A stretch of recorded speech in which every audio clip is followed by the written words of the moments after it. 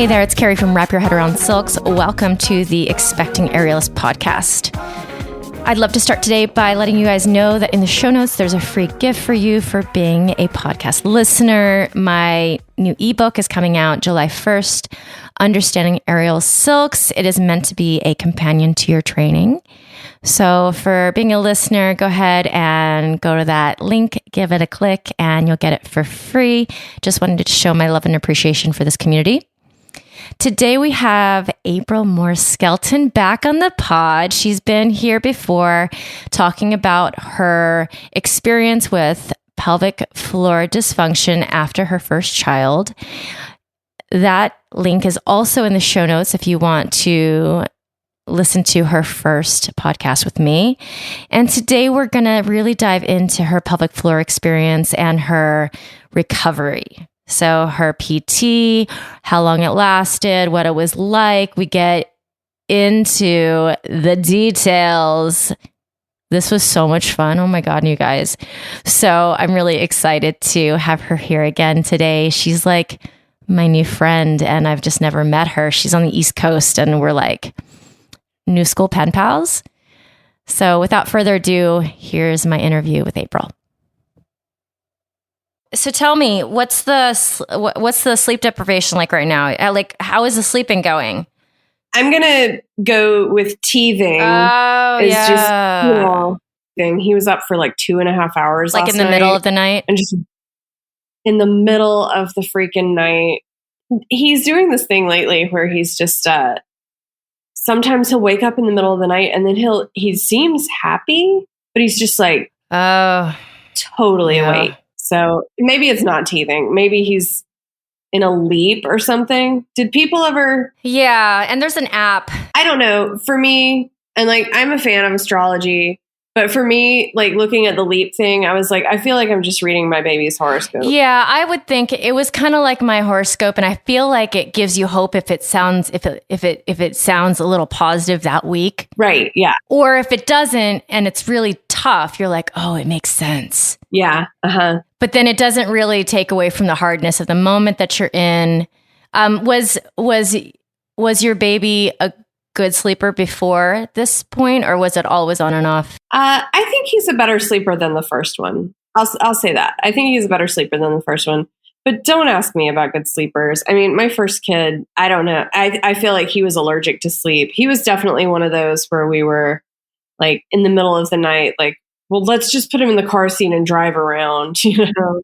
Yeah. Yeah. And my friends who have kids that aren't allergic to sleep, I'm like, what is that? But then they have other challenges. So if you could, so in the podcast where April was telling us about her pelvic floor stuff, we talked about some peeing, we talked about stuff like that, but we didn't get so far into it. So if you want to go back to that episode, I'll create a link to it in our show notes. But yeah, let's go into it. I want to hear all the good stuff.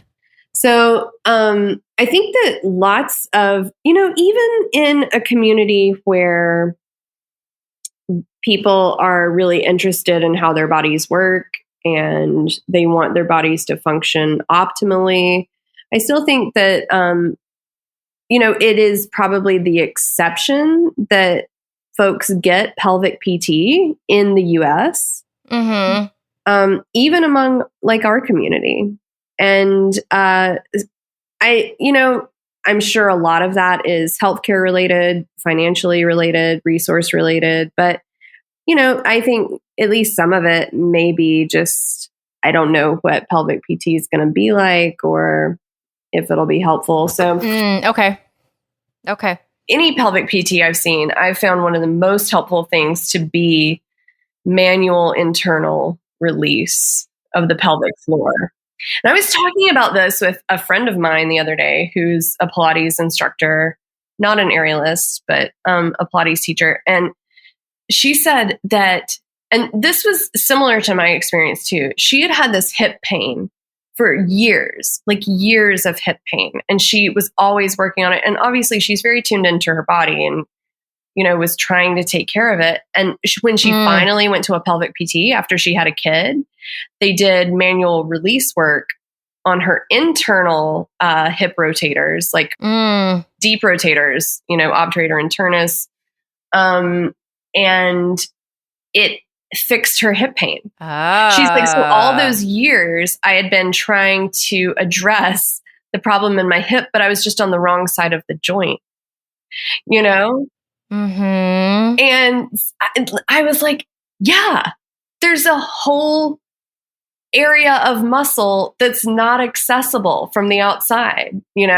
People may have bad experiences with like gynecological exams or, birth trauma or any other sort of trauma that might make them uncomfortable with like internal work. But yes, just from a purely biomechanical standpoint, you've got muscles on the inside of the joints, and like, right? I mean, wait, so did you have too much tone? Yeah. I mean, I had both for sure. I mean, one of my primary issues is my left hip deep rotators. And like, when I start having problems and I go see my pelvic PT, she works on them. And it's almost always like, oh, yep, that was it again. That was the problem. Okay, be specific. So is she using like her fingers? Is she using like one of those tools, like no, the she's using dilators? Her finger. So, okay, which space is she going up? Vaginal. Yeah. Okay. I have to imagine what's happening right now. Okay, so fingers vaginally, and then is she like pushing kind of like to the outside? So like she's in there and she's pushing towards your hip. If you think about your pelvic floor as a clock, and like 12 o'clock is at your pubic bone, or at your, let's say your urethra, and 6 o'clock is at your anus, right? If you're doing internal release work, you don't want to press on 12 o'clock or 6 o'clock, because there's bodily wastes in those tubes and you don't want to be pressing right on them. But basically, so your pelvic PT with her finger is going vaginally inside, inserting a finger vaginally, and she's kind of moving around 1 o'clock, 2 o'clock, 3 o'clock, around towards 6 o'clock on that side. And then on the other side, like backward on the clock. So yeah, I mean, for me, my trouble spot tends to be if 12 o'clock is my pubic bone, it's like 7 or 8 o'clock. And so that tightness or that tone in there, was that leading to the incontinence? Was that the biggest reason? I think it was both.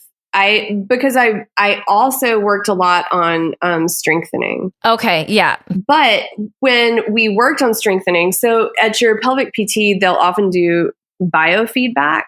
Can you explain that again? Because for the listeners. So it's biofeedback is where they use electrodes. They'll place one electrode near to your vaginal opening, and it detects the electrical activity in the muscles of your pelvic floor. And so when you contract, it gives a readout to a computer so you can see on the screen the intensity of your contraction. And something that my PT always has me work on is being able to relax all the way back down.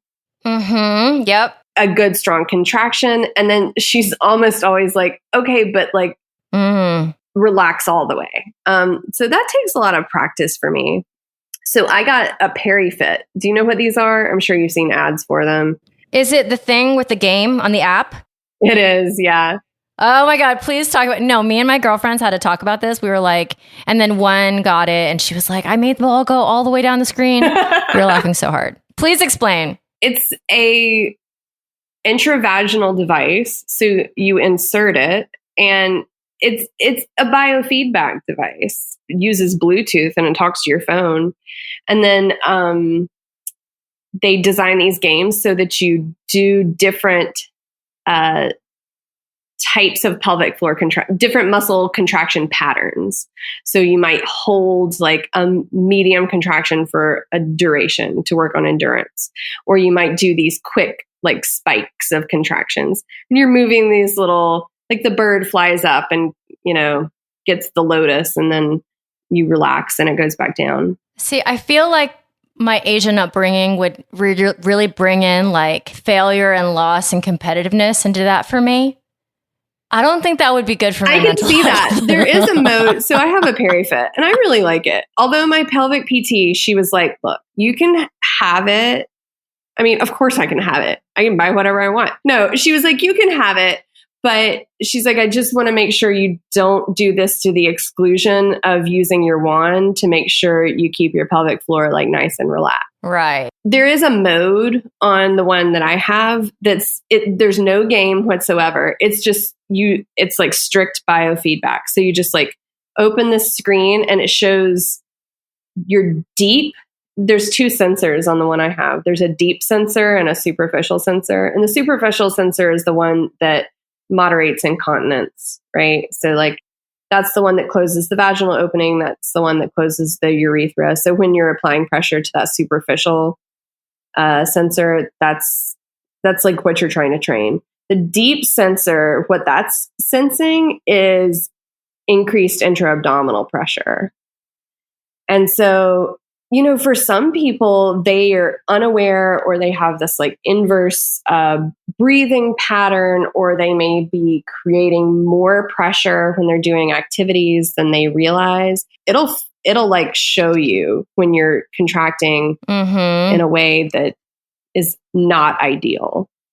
And you're increasing intra-abdominal pressure. And are you wearing this thing just when you're like using the app to like exercise, quote unquote, like do your PT, or you're just using it all the time to find out when you're actually using the wrong muscles? Or is it both? I only use it to do the exercises, but this app... I'm like, how much is this like 50 Shades of Grey Part 2? Oh, I know, right? Right, that movie. She like, this on purpose. app says that you like for ultimate feedback, you should wear it while you do your activity. And I'm like, I'm not going to. I feel like I would be so distracted. Yeah. Well, I mean, it's not tiny. It's not uncomfortable, but it's not tiny, like you have a small, I don't want to call it a dildo because I don't want anyone to... Right. It's not exactly that, but it's up there. I mean... As something that people think is like salacious or... No, and it's like a Diva cup or a tampon in there. Like it's in there. But I'm laughing so hard because all I can think about is that terrible second movie. Is it the second movie where they go to that party and then she wears the two little... steel balls up there. Balls. And yeah. Uh-huh. That's that movie. Yeah. It's a terrible movie. It's terrible. Yeah. But I have it in my head. Okay. Yeah. So I don't really see how a person could wear, for one thing, that's not how the vagina is supposed to function. The vagina is not supposed to hold within it like an egg or something. We're not chickens, like you're not supposed to be holding something up inside you while you do an activity, You know what? I'm just going to take a tangent here. By the way, April, I got my period and I hadn't had it for 2.5 years. Oh, that's a day. Or a week. So like, it started to come back months ago and I would spot a little and cramp a little. And I was like, is it coming back? Because I was weaning, right? I just got lucky because I've had friends that aren't even weaning. They're just fully breastfeeding. They get their period back. So I got really lucky because pregnancy and like, she's almost a year, by a year and a half by the time I got my period. And then I get the period and then I got it again. I was like, wait, that was so like, it just happened. No, wait, that was a month ago. Shit, this thing happens every month. Oh yeah. Like, damn it. Well, I felt so short. I know. They're such a pain, right? God, I'm like, we have to do this and have the babies. These men, they just get off so easily. It's crazy. I have to tell you, I told my husband, we're not having any more children. And I was like, you need to go get a vasectomy because it's been my responsibility for too long. So it's your turn. But I went ahead and got an IUD because I don't want to lose my period. I have too many other things to deal with right now. Like maybe I'll get it out in like a year, because on some level I am kind of like, you know what? I've done my service to birth control. But I think I'm going to go back on the pill though, because I can't decide between the IUDs, the copper or the not copper. Like I can't decide because I've heard the side effects on either one of them. Of course, there's some people who don't have any side effects. I don't know. I have no idea. Like the amount of conversations that I have and can have about stuffing shit up there. You know what I'm saying? It's a lot. It's a lot. Yeah. Okay, so let me ask you, from when you started your pelvic PT to you feeling like you were more normal, like how long of PT and how much did you do it during the week? Probably like 8 or 9 months. I was feeling quite a bit better. You know, things definitely still weren't perfect. I mean, what is perfect? I don't want to use that word. And then after you had your second, did you have the same, I can't remember, the same problem kind of show its ugly face again, or was it different problems? Because I had a C-section, you know, with my second. So my pelvic recovery was not as, I didn't have to do as much recovery. I'm not going to, we definitely worked on it. But I didn't have as far to go. I mean, this time with my pelvic PT, a lot of what we're working on is that sticky low back pain that I had after my first pregnancy too. And it's mostly just like psoas tightness. I would say that my psoas is still pretty tight because I have back pain from time to time that was not present before I had kids. Man. As far as my pelvic floor recovery, I would say from the first one, which felt like a lot of recovery. I would say 6 or 7 months of like working pretty regularly. And that I feel like that really accelerated to a place where I felt really functional when I started going back to Pilates practice like 3 or 4 times a week. Yeah.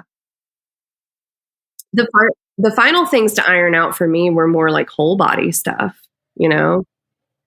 Yeah. I mean, I'm struggling this week a lot because, and I've been talking about it on this podcast because I can't seem to carve out enough time to take care of myself in the last couple weeks.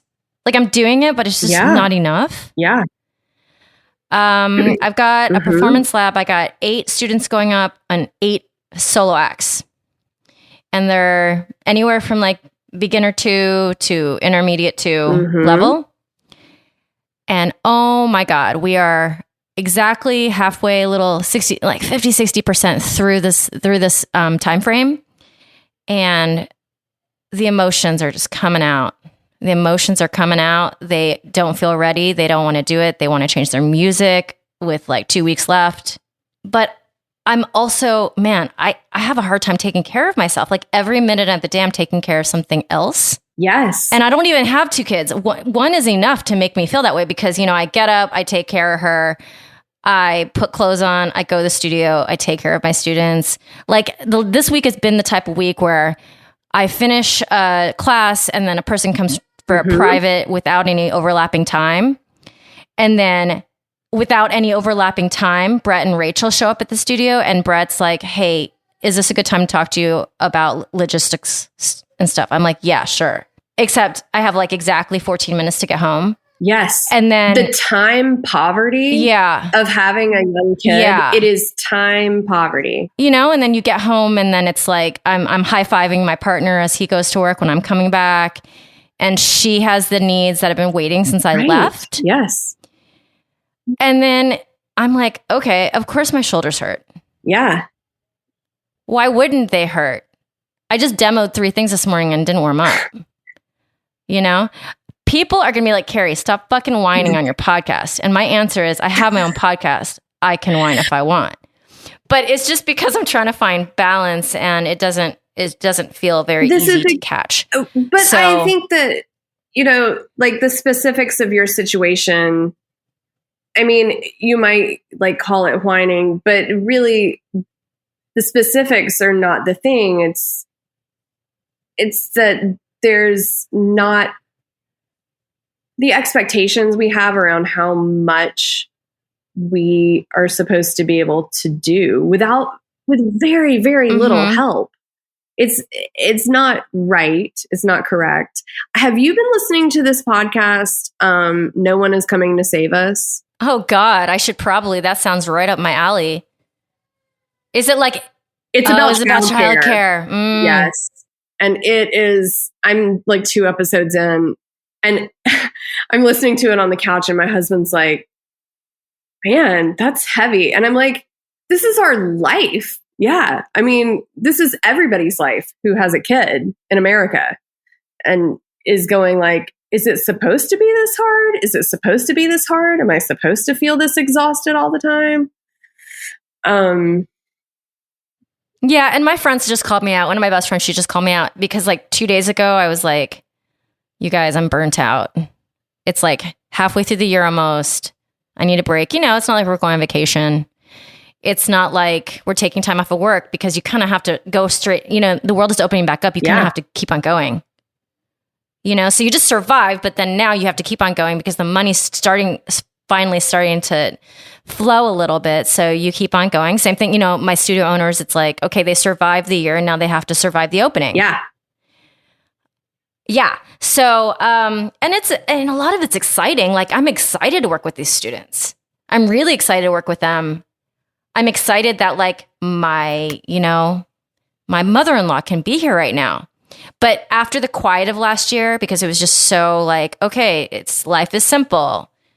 It's just me and my partner and my kid. We barely go to work. You know, after that, it's like, it's a little PTSD. Completely. I was just sitting here with my planner last night and going like, oh my God, what happened to my calendar again? Like, I didn't look at my planner for weeks at a time to being like, oh, shit. I know. I didn't even buy a 2021 planner. I just been putting stuff on my phone, and I normally don't do that. I write stuff down.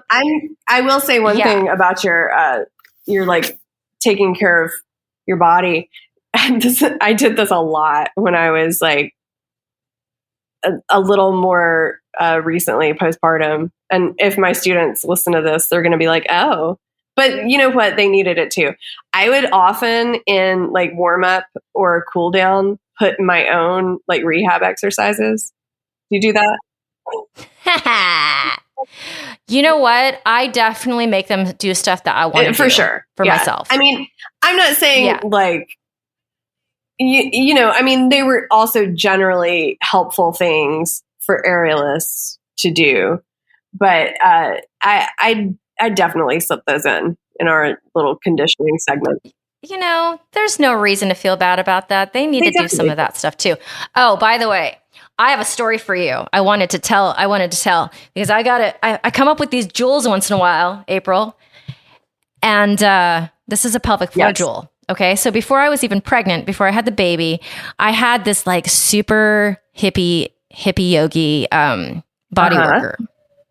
And he was the father of one of my students. And my student was, 9 years old. So he's just hippie. And he's like, has anybody ever worked on your not internal, but external, but like around the pubic bone, like basically outlining like the top ridge of your pubic bone, basically the crease between your leg and your vagina, the external butthole. Yes. Okay.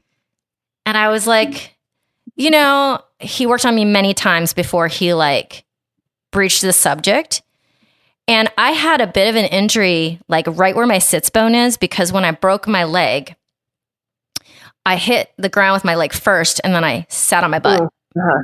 So I actually had a bit of a separation where the sits bone actually like crushed and cut through some of the muscle. And there's like scar tissue there now, and there's like a ridge there because of it. And I felt it at that point, but it was so small compared to the leg fracture. And then I had all like the morphine and like the opioids. So like if I was going to have pain from that glute, I never really paid attention to it because it wasn't like the primary thing. So I have all the scar tissue back there because of that.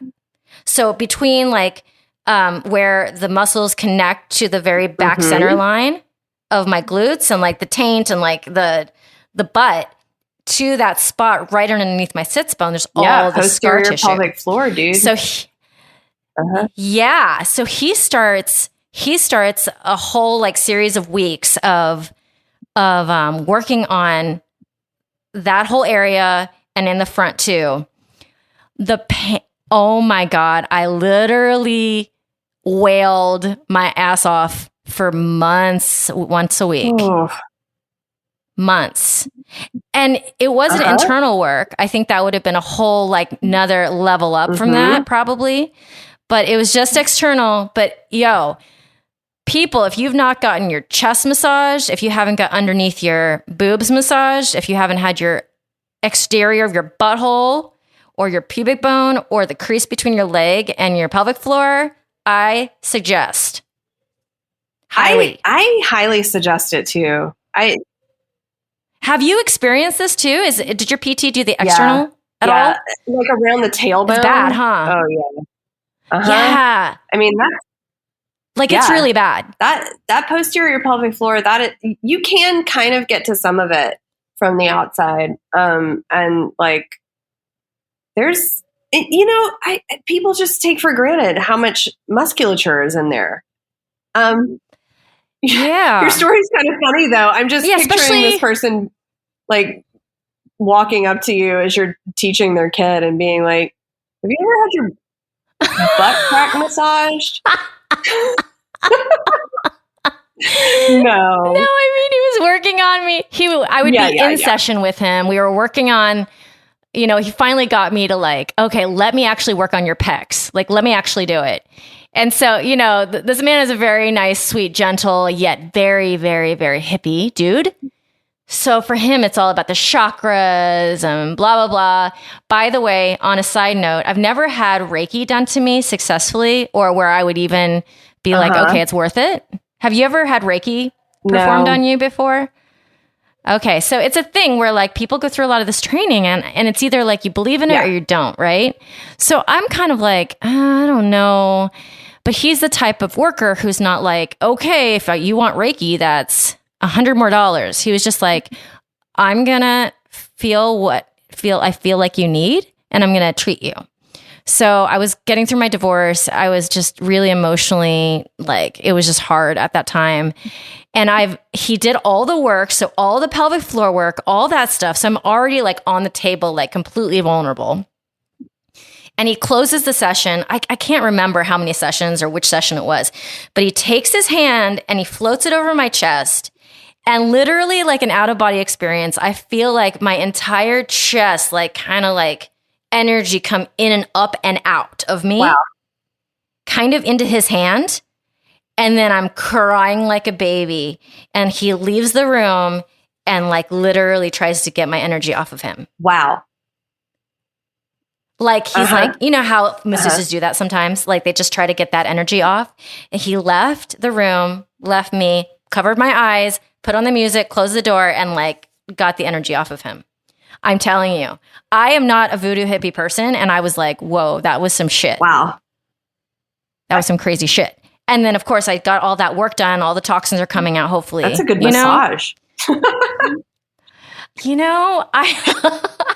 I think that like now that his daughter's in high school, he moved down to the South Bay and is living like a van. He's that guy. I've known that guy. Yeah. I've lived in a lot of hippie towns and had a lot of body work. So, I know that guy. This is hilarious to me. You know what makes me really happy? I used to pore over these damn blogs, and now I can just tell like weird stories to my friends. You know what I'm saying? I absolutely know what you're saying. It's great. I have a friend who, I mean, he is that person, somebody, I say friend, I don't really know him anymore, but he is that person. And like the chakras and the body work and, and all the oils. And if you use the pomegranate oil, it brings this feeling. If you bring, this oil, it's completely different. I'm like, oh my God, I have no idea. I just, it smells good. I mean, well, sometimes you just gotta follow somebody on a journey. And I was on that path, and I was like getting body work for a very specific amount of time from him. And it was like, I haven't in a while, obviously for obvious reasons with the pandemic. And I feel like I don't necessarily need to go back to that practitioner, but a lot of my stuff was worked out of my body during that time. I also feel like I had maybe it's all tied together, but like I had this not very tangible feeling of not being able to use my voice. Mm-hmm. For a lot of my life, and then a lot of my adult life, I was fighting it. Why do I feel this way? Why do I feel this way? Asian household, don't speak until you're spoken to. You're a woman, don't speak until you're spoken to. Years and years and years. And then, all this like physical release, and then having my art, and it's finally getting to a place where that's, I think, part of the reason why I love podcasts, because I feel like I can finally use my voice and I want to use it. Yeah. So did you feel like the body work helped you get to that place? Yeah, I do. That's awesome. I do. And I think it came from everywhere. I think it came from like that pelvic floor work, because we hold so much tension in our pelvic floor and our glutes and our hips. Yeah. Well, I mean, I really do believe that the body holds that stuff. We can't, we don't know how it does yet, but it does. Yeah, and it holds on to the trauma, and childbirth can or cannot be trauma, depending on what happens. Okay. So let me ask you about that statement a little bit, because this is something that, as both a mother and somebody who works with other people who are in like postpartum recovery, the statement like childbirth is a trauma. I feel so conflicted about this statement because I do feel too. Like, okay, yes, my first birth, I would say that I had some trauma there. My body definitely endured some trauma, but like, I don't know. I just don't. No, I think it's hard because you're giving life. It doesn't necessarily feel like the right word to me, but I do understand what people mean by it. It seems like maybe the best word in the moment. I feel like on one end, it gives some women who had what they consider a very traumatic event during their birth period. What's the word? Legit, like there gives value to their experience. Of course, that's validating. And then on the other hand, it's kind of like, well, that sucks. You gave birth to this beautiful child, and to label it as traumatic, that's kind of maybe not, the word's not incoherent. It's I understand what you mean though. Like it doesn't resonate. So that's why I think it can be traumatic for some, and then for others that doesn't resonate with them, and it feels like almost a little bit too harsh of a word. I think that most people who have given birth can benefit from like body work, pelvic PT, some sort of rehabilitative exercise, etc. Most people, I think, can benefit from that. But I don't know that like I would want to characterize other people's experiences as traumatic. I mean, if they need to use that word, I think that's totally fine. But I feel conflicted about using it myself, even. So. Well, for me, I have to say that, like, especially the first couple months after I gave birth, like, I didn't want to think about the day that she was born because it was a terrible memory for me. It's hard to reconcile, not when she came out. Yeah, not when she came out. When she came out, I had a completely different feeling, but like up until that moment, they weren't good memories. And then I met her and blah, blah, blah. Then it became a different story. But yeah, I mean, it's very confusing. I had a friend who I want to bring on the podcast because I think her story is incredible.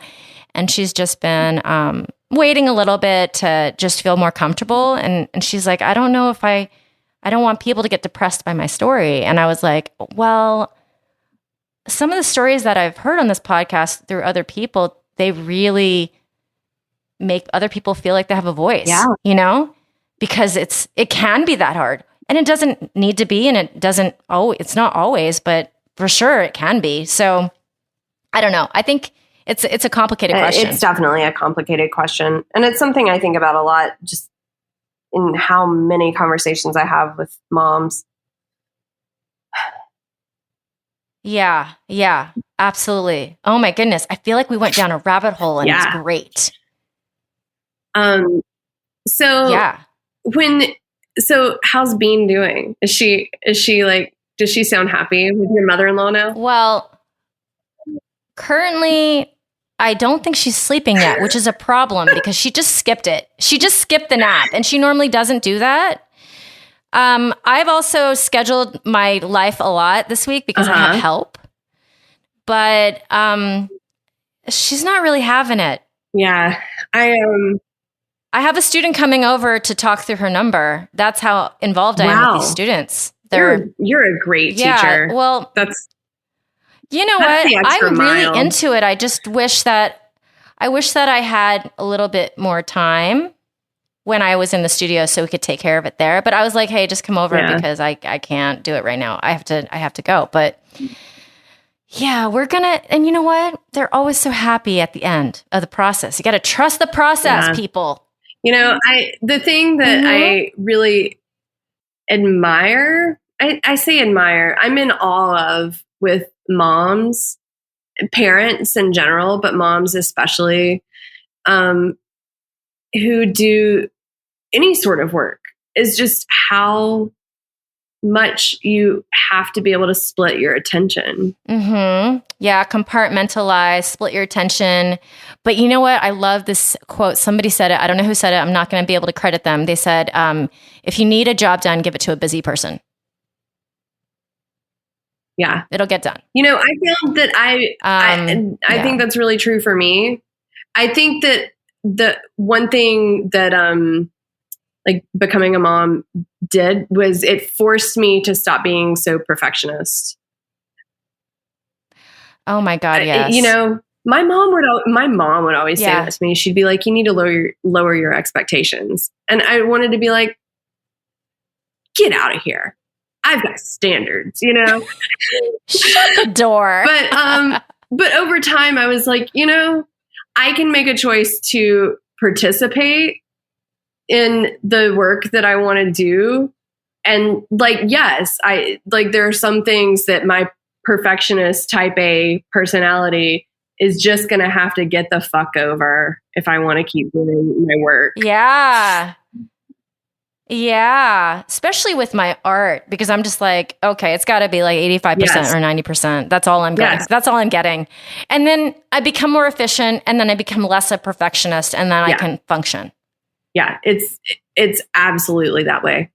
And then you have two. It's like holding sand in your hands. Like, I don't even know how you're like talking to me right now. I'm so confused by that. In my experience, I'm more relaxed in some ways.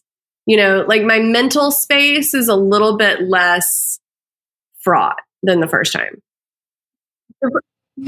Because you're like, I know how to do this. I mean, the first time ever, like, even if you have a quote unquote, like developmentally typical baby, there are so many things that are just shocking about babies. Yeah. Like the baby's poop is green. Why the fuck is the baby's poop green? Like you have to go down the rabbit hole. 2 hours reading about poop. And you're like, well, that's 2 hours that like I'm not going to get back, only to have been assured that like the poop is fine, you know? Absolutely. And like now I don't really care what color it is, you know? It'll come out purple. Yeah. Maybe it's fine. There were beets somewhere in the meal. It's fine. I did that to myself once. I ate beets and the next day I peed red and I was freaked out because I thought I was like bleeding. I mean, beets can be very alarming.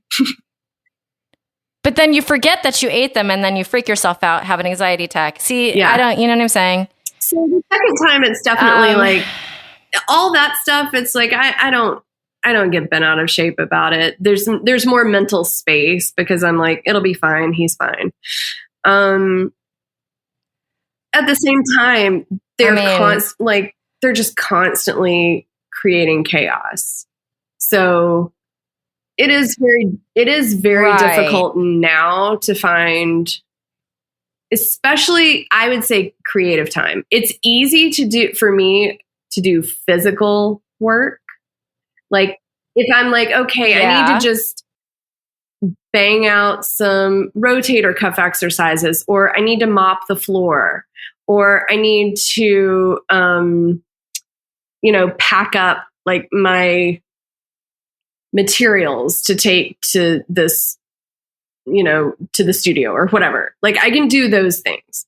But if like when it comes to creative stuff and having that space where you need to just think without being interrupted, I mean, that's like very difficult to do at home now. And I'm sure you have experienced that as well. Oh my God. I'm so like the book that dude, I wrote a book. Like someone explain how that even happened. I don't even know how that happened. It happened. I don't know. I love how I'm advertising my book. Like, I don't know how the fuck it happened. It would never have happened if I didn't do it yet. Yeah. It wouldn't have. I can't sit down and write a paragraph of an email. Like my brain is not working. I had this problem yesterday in class where my student, which normally the question is, hey, if I do it on the other side, is it the right hand or the left hand when you come out? And normally I just like close my eyes for a second and I can give them an answer. No chance. No chance. I couldn't do it. And I'm hoping that goes back to normal, and maybe not. It does. I mean, in my experience, it does. Like as the kid gets bigger, that they occupy less of your brain space because they have more of their own identity. Like they have their own interests. They have their own world, and they're less that tether between like them literally being inside of your body gets like thinner and thinner, that like spiritual connection. It's kind of sad, honestly. Yeah, I mean that too. Like the other day I took a nap without her and I woke up, I was like, where's my bean? Yeah. Of course I wanted that nap so badly without, and then just by myself. And then, it's I'm torn. April, we're all torn. The whole conversation, it's very complex and there's so many emotions happening. And, it's so nice to also have this podcast for my own therapy. Yeah. You know what I'm saying? Because we talk about these things and it's nice to talk about it. I feel like I've gotten those emotions out and that I can go on with my day, So, and I feel like you and I should just have one of these every once in a while. This is nice. I like it. I love talking to you, Carrie. This is so fun. Like friendship via podcast. And then maybe one day I'll meet you in person. I would love to meet you in person. That would be so fun. I dream about going to California frequently. You know this, so. Well, I mean, I dream of going anywhere, I think. It's just generally. Yeah, that's you. Yeah. Well, so what I'll do is I'll email you this week and figure out how we're going to name this podcast without using too many words that will pop up badly in searches. Okay. Because whenever you're talking about pelvic floor, that's a sticky one. Right. Mm-hmm. I'll be like, butt massages. Nope, we can't name it that. You'll be like, can we not do that because the search engine is not going to be good? I'll be like, oh yeah. I know. I'll get somebody to do SEO for my site, and they'll be like, well, here's what we came up with. Can we rank you above butt massage? Butthole massage. I feel like there's going to be a lot of people who click to listen to it if we name it that. So I'm going to push for it. I'm kidding. I'm not going to push for it because it also goes on my SEO because my name's attached to it too. So there's just going to be a list of like pelvic floor names. So this is one conversation about pelvic floor, and then soon we'll also have Dr. April Douglas telling us like official things. I can't wait to hear all her information.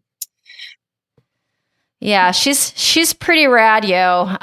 Okay, well, April, thank you for carving out this time. I'm going to go see if my child is sleeping yet. Good luck. I mean, Godspeed. Thanks. You know, she's going to sleep. She's going to sleep eventually. Yeah. I also got a babysitter for the first time last week because I booked a really big one-day job. And she had a hunger strike. Oh. She wouldn't eat or drink anything for the entire time that me and her father were not there. That's heartbreaking to me. Which is like 6 hours because Asa basically decided to come home from work early because I wasn't wrapped yet. And he was like, okay, she's not eating. Yeah. I don't know what to say. I'm like, wow, you are a smart girl. Hunger strike would work to get a parent home. I mean, like, I feel for you. I feel for her. And also she sounds really crafty. She does. Why are you so smart, little diva? Yeah. Okay, April, this was such a good hour of Zen bliss for me. Thank you. Thank you so much to April for being on the pod, giving us her time and wisdom, and being vulnerable. This stuff isn't easy to talk about, although it sounds like it is the way she's so confident. But we are talking about the pelvic floor, and it's, your private area. So is not necessarily easy. And I thank her for being frank and open and letting us learn from her experience. So you can find her on Instagram at 2 ropes and a bar with her on her trapeze and some pictures of her and her beautiful children.